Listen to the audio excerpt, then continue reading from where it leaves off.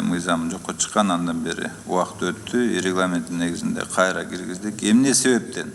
Бүгүнкү күндө бизде 100гө жакын жаңы конуштар бар Кыргызстан боюнча. Бишкек, Ош, Жалал Абад чоң шаарлардын тегереги. Бул 453 айыл өкмөттөгү айылдардын ичиндеги жаңы көчөлөрдү кошпогондо 100дөн ашык жаңы конуштар бар. Мына ошолорду электрификация бул чоң маселеге айланды. Бүгүнкү күндө буга чейин 90-жылдардан бери кантип чечилип келатат ошол жаңы конуштардын, жаңы көчөлөрдүн маселеси. Электр энергия компаниялар, Север Электр жана башкалардын бардыгы айыл өкмөт менен мэрия чечсин деп туруп ошолорго түртөт. Алар болсо мыйзам мага жол бербейт, аларды электролиния курганга. Демек ортодон Steam грант жана башка гранттын түрлөрү, шайлоолордун ортосунда баягы депутаттардын, өкмөт жана башка партиялардын жардамы менен дагы эле мамлекеттин эсебинен, энергия компанияларынын эсебинен курулуп келет. Кээ бир гана жерлерде, Бишкек сыяктуу шаарларда мүмкүн жергиликтүү бюджеттин эсебинен курулган нерселер бар. Бирок дагы бир маселе, ошол курулган электролинияларды, трансформаторларды буга чейин бүгүнкү күндө деле ошол энергия компаниялар менчикке албайт да, балансына өткүзүп ал десе өткүзүп албай, айыл өкмөт мэрияларды кыйнап, ошону ремонттоп берди, же болбосо ремонтко кете турган 100 000 деген сомду эсептеп берип, ошону берсең гана анан баланска бекер алабыз дейт да. Мына менин колумда азыр кат бар, Министерство финансовдун 2014-жылы Кожоек Жачыбектин атына жазган экен. Бул Кара Бура район Бакыян айыл аймагынын башчысынан кат келген.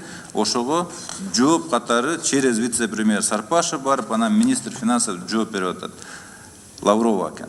Трансформатордук подстанция аягына эле окуп берен, трансформатордук подстанцияны сатып алуу жана орнотуу, ошондой эле калкты электр энергиясы менен камсыз кылуу түздөн-түз энергия компаниялардын милдети болуп саналат.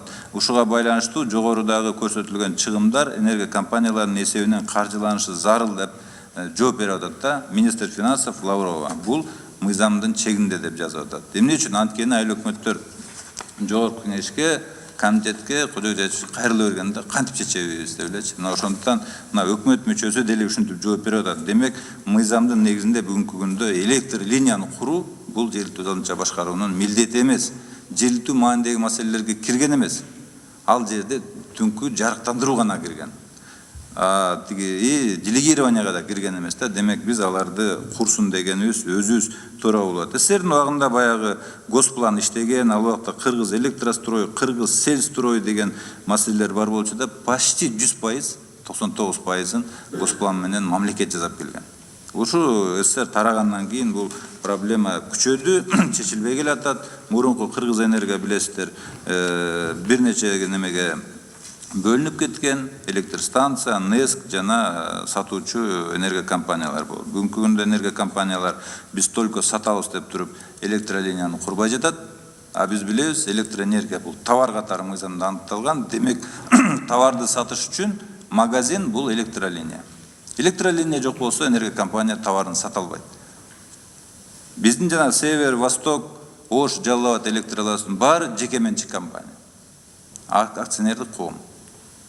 Демек, жеке менчик компанияга биз айыл өкмөттөрү жергиликтүү бюджеттен куруп бер деп кыйнаганы келатабыз да буга чейин. Ошондуктан биз ушу мыйзам долбоорун кайра киргизгенге мындай мажбур болуп атабыз. Мындан тышкары алар уставыбызда бизде электролиния куруу кирбей алган деп туруп жазабай келатат. Бирок бүгүнкү күндөгү электр энергетикасы жөнүндө мыйзамдын 14-беренесинде мындай жазылып турат. Ушуну окуп беришке туура келет. Лицензиялардын ээлерине алардын ишинин аймагында болгон бардык кардарларды электр менен жабдууга суроо талап, анын ичинде алыскы райондордогу кардарларды электр менен жабдууну камсыз кылуу жүзөгө ашырылыш керек деп азыркы мыйзамда жазылып турат да. Мен мына бир нече жолу төраганын атына да комитетке да ушул маселени карап келатам. Ушул бүгүнкү мыйзамдын 14-статьясын аткарылышын ушу сиздердин комитетте бир карасак болот эле депчи. Эмне үчүн ушул бүгүнкү күндөгү, даже бүгүнкү күндөгү мыйзамда деле түзүк жазылган, бирок аткарылбай келатат. Анан ошону айла жок биз расписывать этип бирке мындай карашка мажбур болуп атабыз да. Анткени энергия компаниялар бүгүн аткарбайт. Анан эми аягында мен кыска эле айта кетейин, бүгүнкү күндө булар сразу айтат, биз 5 миллиард болчу, 16-жылы биз киргизгенде 5 миллиард карыз бар болчу. Энергия компанияларынын. Бүгүн билбейм канча болуп калды, азыр айтат чыгар, акчабыз жок деген дейт. Жолдорду ким жасайт? Мамлекеттин эсебинен. Адан тиги прибыль алып келбейт, ал магазин эмес. Бирок жолдорду мамлекеттин эсебинен, капиталовложение эсебинен жасайбыз. Больница, мектептерди мамлекеттин эсебинен, капсырестин эсебинен жасайбыз. Алар пайда алып келбейт. А бул электролиния пайда алып келет. Буну биз же тиги мамлекеттик программалардын эсебинен, инвестициялардын эсебинен жасаш керек, жана чоң трассаларды жасаган сыяктуу. Ну, бир чечиш керек да бул маселеничи. А буга өкмөт киришиш керек. Бүгүн болсо өкмөт да киришпейт, еще энергия компанияларга да киришпегиле. Буну местный самоуправление жасаш керек деп, Бороновдун колу менен комитет материалында бар экен. Кат келип атат, ошол жерден окуп кетейин деп, при этом указанной статьей деп бул жазып кетип атат. Эмне кирет инженерно-технические сети водоснабжения, газоснабжения, энергоснабжения, теплоканализация, связи, подземные, надземные сооружения дейт да, ушулардын бардыгын, в том числе посредством строительства новых электросетей и поддержания существующих сетей, должен обеспечиться за счет средств, поступающих в местный бюджет дейт. То есть Бороновдун оюнда айтып атат өкмөт. Местный бюджет жасаш керек деп, ушу электролинияларды.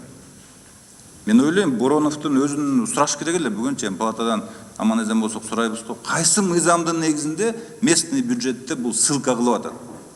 Мен ойлойм, анын эксперттери буну чоң заблужденияга түрттү, биринчи вице-премьер дейчи. Анткени мыйзамда андай норма бүгүнкү күндө жок. Урматтуу коллегалар, карасаңыздар, булар жазып аткан инженер-технический инфраструктурага газ кирет. А газды бүгүнкү күндө газопроводду ким жасап атат? Газпром жасап атат. Жеке компания. Биздин энергия компания сыяктуу эле жеке компания. А эмнеге алар айыл өкмөт жазасын дебей эле өздөрү жасап атат? Анткени аларга сатыш керек газды. Энергия компанияларга электролинияны сатыш керек. Аналогия да мына газ менен эле салыштырайыкчы. Ошондуктан биз 100% энергия компаниянын мойнуна жүктөш керек. Саткын келеби товарды? Абонентке жеткиз депчи, ушул мыйзам долбоорунда, урматтуу коллегалар, суроо талап кылган абонент тиги жаңы неме киргизип атабыз, тиги термин бул мыйзам долбооруна. Мыйзам долбоору жөнүндө айта кетсем, мынакей окуп эле берип коеюн. Электр менен жабдуу суранычын ишке ашырган кардар деп киргизип атабыз да. Бул жаңы абонент. Эми азыркы мыйзамда ушу жаңы абонент түшүнүгү кирбей калыптыр да. Энергия компаниялар айтат, бул мыйзамда жазылып турган, бул действующий абонент дейт да. А жаңы абонент жөнүндө бизге айтылган эмес дейт. Ошондуктан жаңы түшүнүк киргизип атабыз. Биринчи беренеге. Анткени жаңы абонентти сен жеткизишиң керек деп айтпасак, булар жеткизбей жатат. Акчасын төлөө, линияны өзүң кур депчи. Мына ошондуктан калганы болсо 14 статьяга өзгөртүү киргизип атабыз. Мен бул жерде өкмөттүн айтканы менен бир жагынан ишенгенмин, взаимозачет деген болбойт дегенге мындайча айтканда макулмун. Сиздердин комитеттин жардамы менен экинчи окуу режимине келгенде ушул жанагы кайтарып берет взаимозачет дегенди биз өзгөртүп туруп, өкмөт менен комитет менен келишип туруп, ушуну жаңы нормага келтирсек болот да. А бирок жанагы калган маселени ушундай кылып туруп жаңы формада жазып чыксак 14-чү жаңы редакцияда. Эми окуп берип отурбайын, мен ойлойм карап чыктыңыздар бош керек депчи. Материалда